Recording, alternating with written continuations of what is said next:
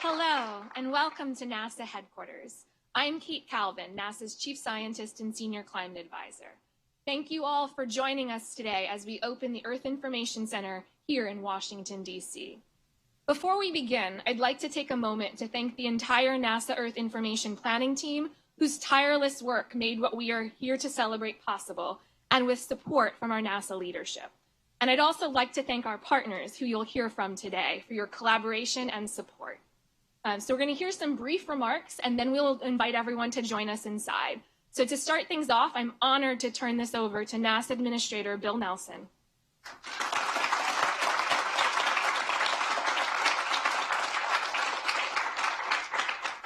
Good morning, everybody. Welcome to the new Earth Information Center. So that's not the only new thing at NASA today. So let's unveil the NASA worm.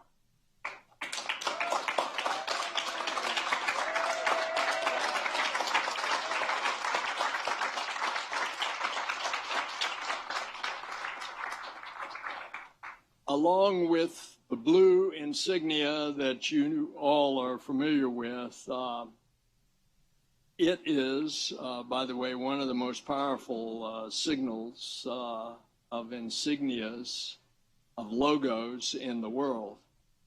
Whenever I travel abroad, I always take a little survey of which do I see most, the New York Yankees logo or the NASA meatball, as we call it. I think New York Yankees insignia is more prolific. Earlier this month, over 100 million Americans were under air quality index alerts. The smoke drift from the wildfires in Canada was just the latest stark reminder of how the climate crisis is disrupting communities and putting our health and our livelihoods at risk. And the images of smoke stretching across the states and the borders, that if you were here in D.C., from my vantage point across the river at the Iwo Jima Memorial, I could not see the Lincoln just across the river. Even more so, I couldn't see the Washington Monument. And yet it's another reminder of something is happening to the climate. For more than 60 years, NASA has been using our vantage point of space to observe the Earth. And in just the last 6 months, NASA has launched a series of satellite missions. Now, this is just in the last 6 months. 4 missions. One called SWAT, to study surface water, including for the first time the elevation of fresh water, the rivers, the lakes, the streams, the reservoirs. TEMPO, to study air pollution. EMIT, to study mineral dust and methane. And TROPICS, to study tropical cyclones and hurricanes.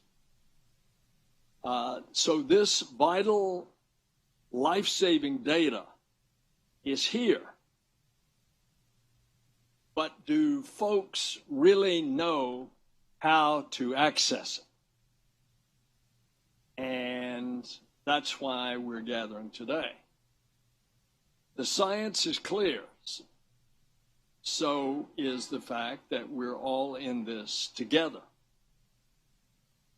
The Biden-Harris administration has given us marching orders, and that the data ought to be more understandable, it ought to be more accessible, it ought to be more usable for everyone, and that's everyone, everywhere.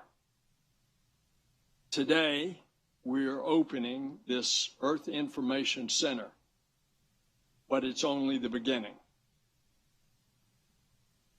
Whether folks live in cities or on farms in suburban areas, people are making decisions every day that relate to preparing for the impacts of climate change.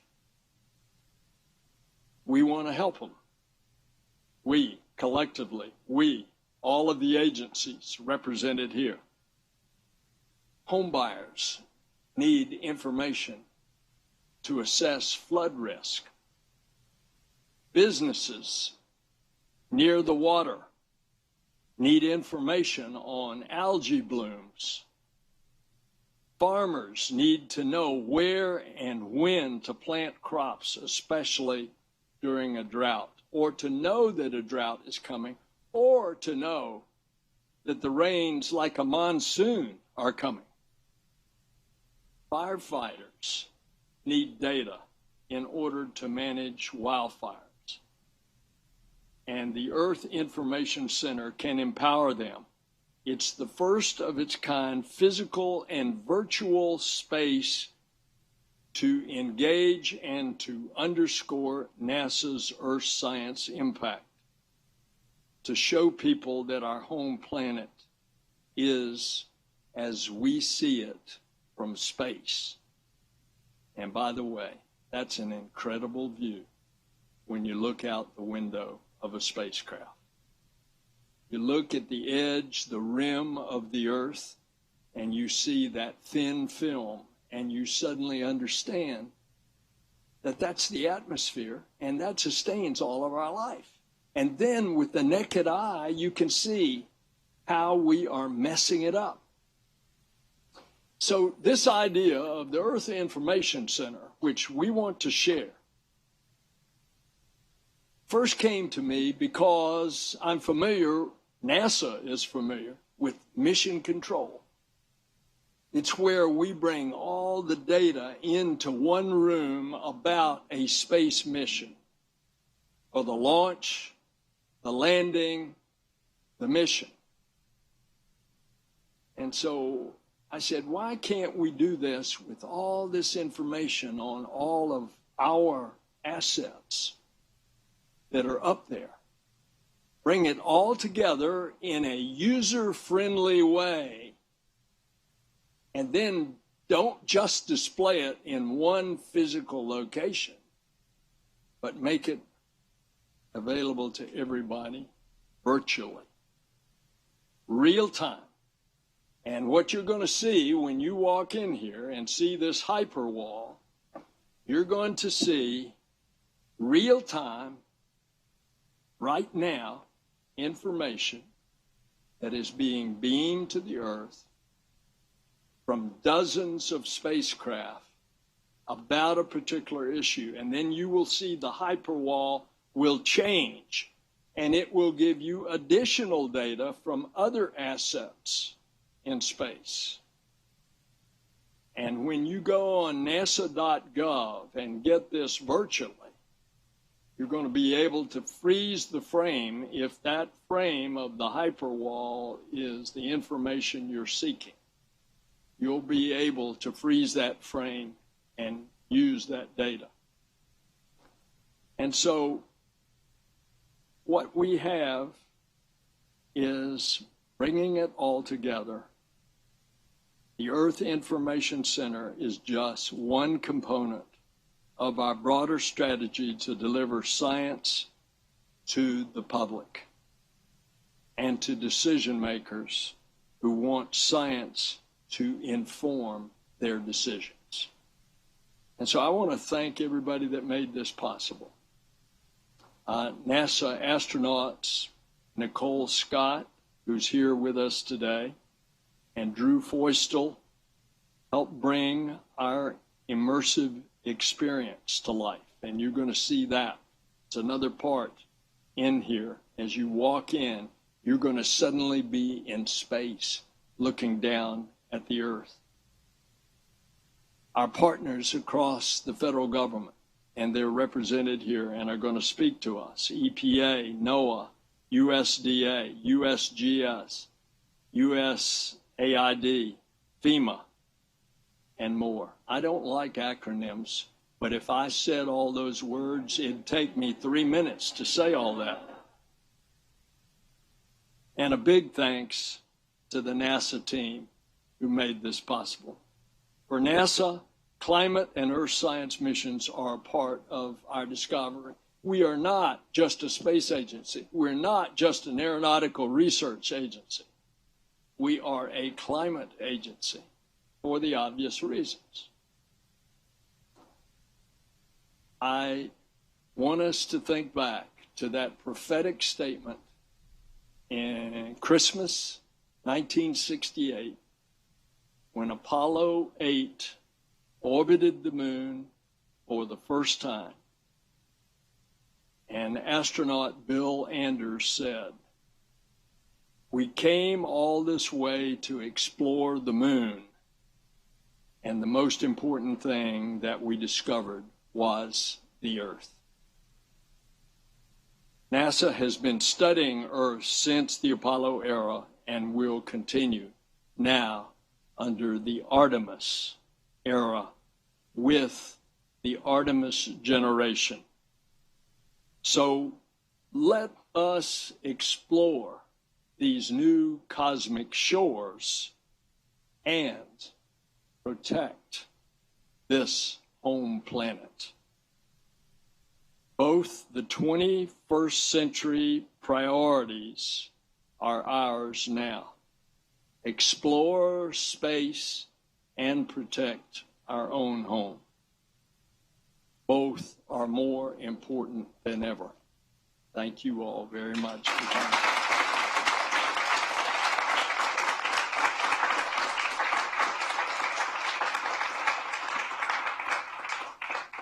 Thank you, Administrator Nelson. Now I'd like to invite our partners, starting with the U.S. Geological Survey. So let me introduce Dr. David Applegate, Director of USGS.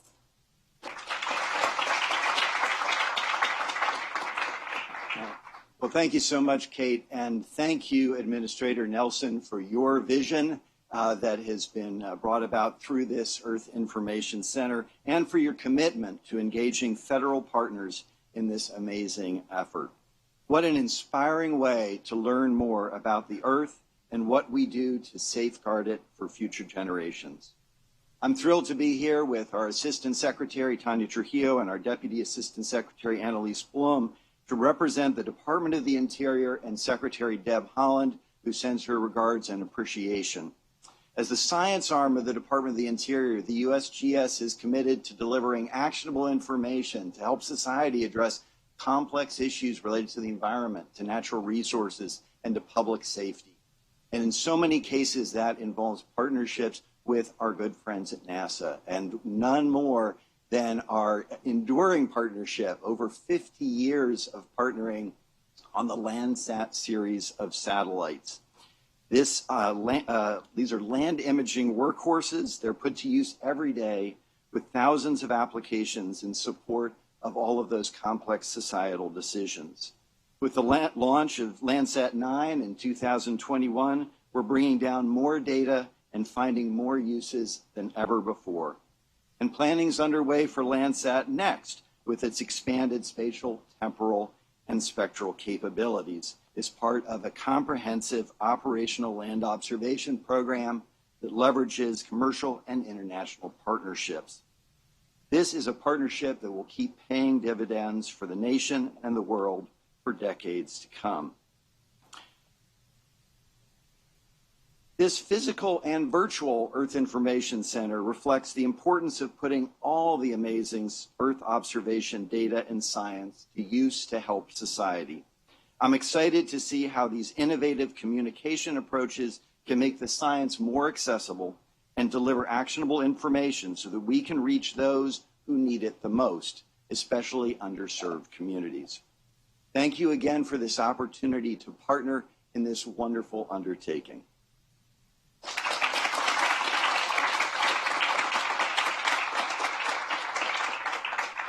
Thank you. Next is the Environmental Protection Agency, and I'd like to invite Janet McCabe, Deputy Administrator at EPA, to speak.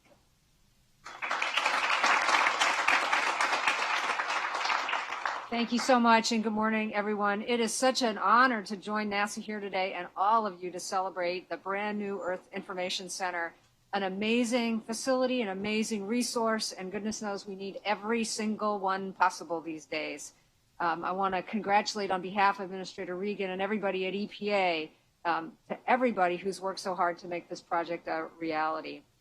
And thank you, Administrator Nelson, there you are, right in the middle, for having us here today, for your vision, and for the partnership between EPA and NASA as we all work together to tackle one of the most pressing, if not the most pressing environmental challenge of our lifetime, climate change.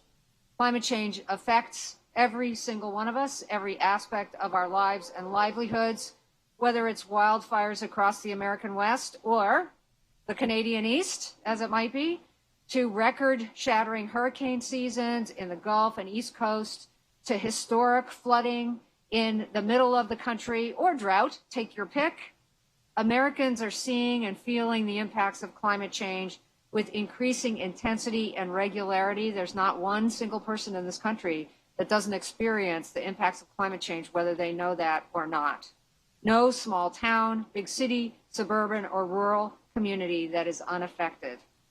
The urgency presented by this societal challenge, this global challenge, requires us all to be laser focused on delivering results, or should I say satellite focused on delivering results, and make sure that we are leaving no stone unturned, no tool unexploited for good here, and no information not made transparent and understandable to policymakers, decision makers, and families across the country.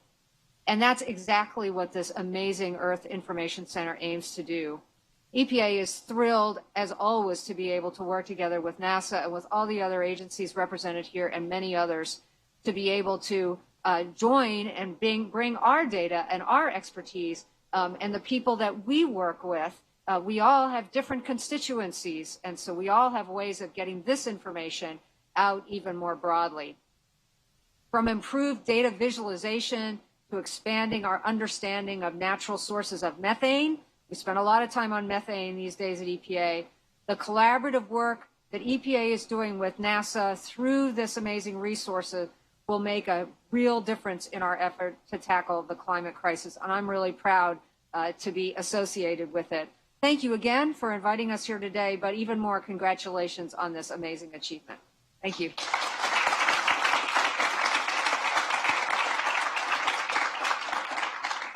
Thank you. And now I'd like to welcome Eric Hooks, Deputy Administrator of FEMA.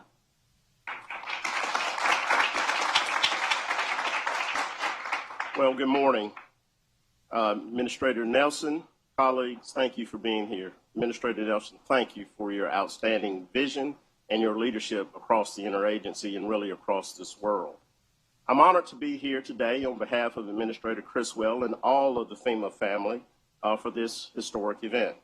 It's great to see so many of our colleagues across the interagency because we are truly stronger when we come together. And thank you for the collaboration, the partnership that you exhibit day to day while FEMA executes on its mission of helping people before, during, and after disaster.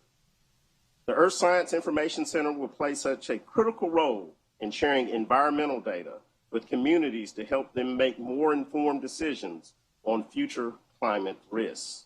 This is a priority for FEMA. This is a priority for NASA.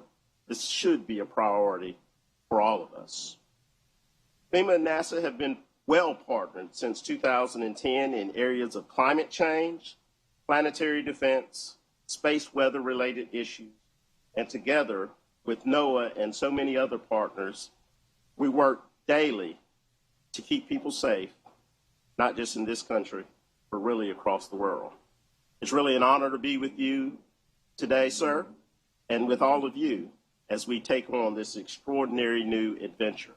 And I've learned throughout my time of public safety that the more we explore the universe, the more we learn about ourselves. Thank you.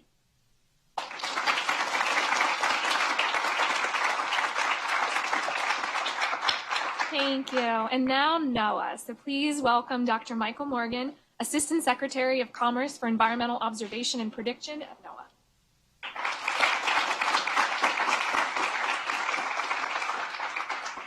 Thank you and good morning, and congratulations to NASA on this incredible achievement. I'm excited to represent NOAA today as one of the founding agency partners on this unique platform. NASA's Earth Information Center is a dashboard of selected environmental information that will provide rich data, stories, amazing visualizations, and experiences that will allow all on our planet to better understand the current and evolving Earth system. How and where we live and work, build and plant, are all impacted by our changing climate. Environmental intelligence allows us to better plan for this changing environment. Many agencies provide such data. Indeed, NOAA has a unique responsibility for providing reliable, authoritative, high-quality situational awareness alerts on environmental threats and predictions. Our operational weather and climate services provide necessary information for individuals, communities, and the private sector to make informed decisions. But we don't do this alone. As you see with the array of partners here, in particular NASA, we can't do it alone. These partnerships are critical. Our partnership with NASA runs long and deep. From the development and launch of our own observing systems, our shared dynamical core for weather and climate prediction, to our investments in data assimilation. In recent years, our partnership with Earth observations has grown and demonstrated new successes now that JPSS and GOES-R programs are operational, and as the Space Weather Follow-On program becomes established. I appreciate NASA's invitation for NOAA to be a founding partner in this exciting endeavor, and look forward to the contributions that we and other federal partners might make with NASA in making the Earth Information Center a success. Congratulations and thank you.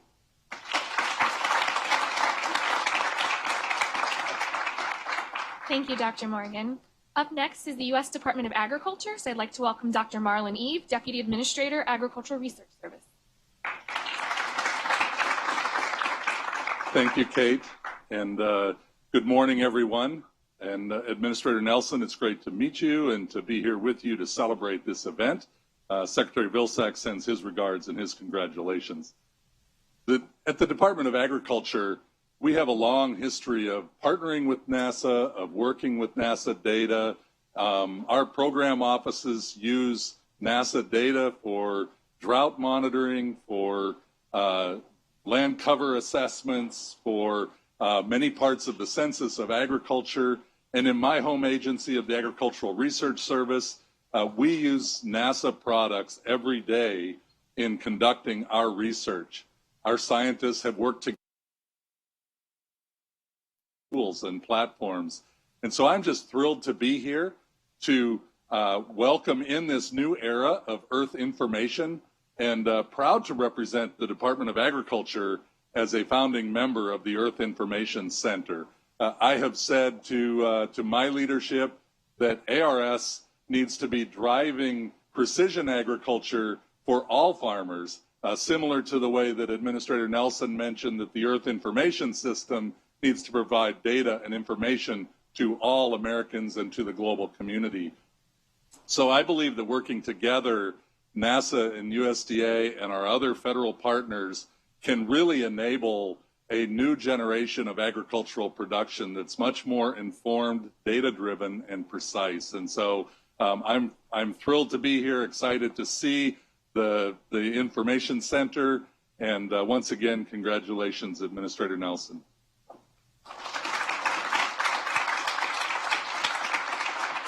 Thank you. Next up, we have Mike Mishner, Deputy Assistant Administrator, Bureau of Resilience and Food Security at USAID.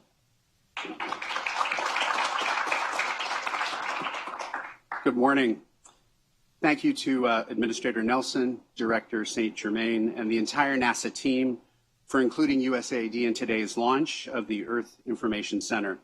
It's also wonderful to be here with the leaders of the partner agencies. To the outsider, USAID and NASA may look like fundamentally different organizations. NASA's investments probe the very edge of the universe. USAID works on the ground with countries around the world to improve economic well-being and fight hunger and poverty. But USAID and NASA have found a sweet spot for working together in the application of satellite-collected data to the development problems and challenges that we face around the world. The two agencies will continue to build on our long history of working together, including with our flagship SEVERE collaboration and our work on the Famine Early Warning Systems Network, or FuseNet. As we work in the midst of the climate crisis with escalating impacts felt all around the world, The Earth Information Center is a magnificent display of the power of data and information that can be leveraged in support of managing climate risks and monitoring important carbon landscapes. Data and information play an important role in our ability to better adapt to climate change and mitigate its aspects.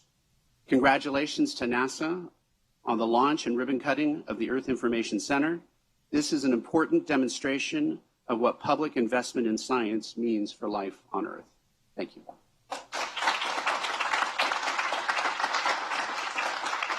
Thank you. And now I'm happy to welcome Dwayne Roth, a farmer from Iowa, to share his experience working with NASA data.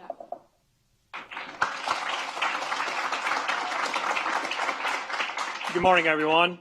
Dwayne Roth, I'm a Western Kansas farmer. It's an honor to be here today, and I'm very grateful. As I said, I am the fourth generation, but now my nephews, we have a succession plan. They are the fifth generation. We're hoping to work with NASA to get that sixth generation to the farm. Today, as well, we all have something in common. We're going to have to produce a lot more food with a lot less resources out on our farm in Kansas. And with NASA data, we can have the ability to do that. We're going to have to make sound agronomic decisions. For instance, when to apply water, when to shut that water off, what crop to grow. With the succession plan we had, I would like to go back to last year in 2022. It was the hottest and driest that Kansas had ever seen. We had crop failures beyond your imagination. So we're looking, if we can look in the future, temperatures, possible rain forecasts, we'd actually be able to maybe use less finite resources and keep them for the future generations. I never thought before, when I have boots on the ground, that I'd be able to use satellites, space, help me make better decisions. So that flow of technology that we're using, we're working on a system in Kansas that we already have in place, the Kansas Geological Survey, where we can measure water, we can quantify it, we can solve it. So we know that if we can predict, say within a reasonable amount of what the temperature is going to be in the rain, we'll know when to be able to turn the pivot on, shut that pivot off. If we can just save a little bit of water on the front, a little bit of water on the end, that computes to millions of gallons of water. So I'm really looking forward to this today. I'm very grateful again to be here and looking forward to the future. Thank you.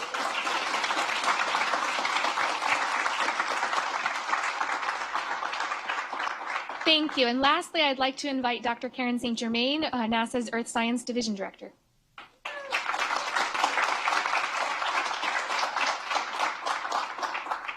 What a day. Thank you so much, Administrator Nelson, Dr. Calvin, and esteemed agency partners. The Earth Information Center embodies a renewed focus at NASA on Earth science and bringing actionable science to decision makers at every level. We want people to see our planet as we see it, as a complex system of systems where we study the land and the oceans, the ice and the atmosphere, to see how a change in one area drives changes in the others. NASA's community of scientists and engineers is accelerating humanity's understanding of our planet's changing climate. And we share that scientific understanding with our sister agencies so they can provide new and better operational services for people, businesses, communities to mitigate and adapt to that climate change. At its heart, what you're looking at today is really about engaging with more people on Earth science to learn what we are learning so their decisions can be informed by science. Thank you.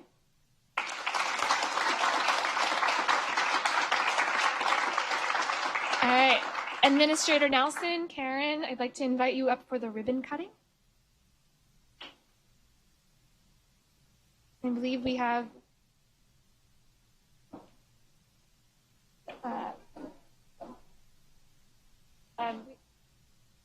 Nicole Stott, Bob Gibbs, and Oceans West representatives are also going to help us with this ribbon cutting if you'd also like to come forward.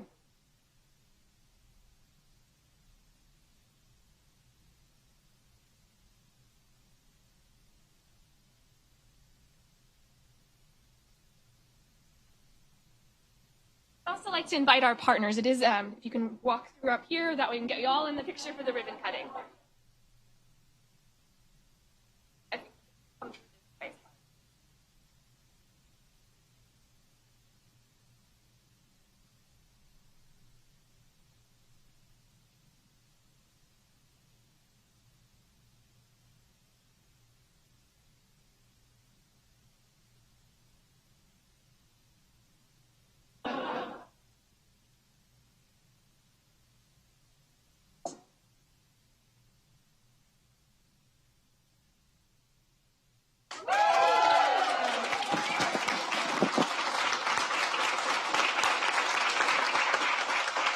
So thank you all for joining us today. This wraps the ribbon cutting ceremony. So on behalf of the thousands of scientists and engineers whose work is featured here, I'd like to invite you to experience Earth as we do from space.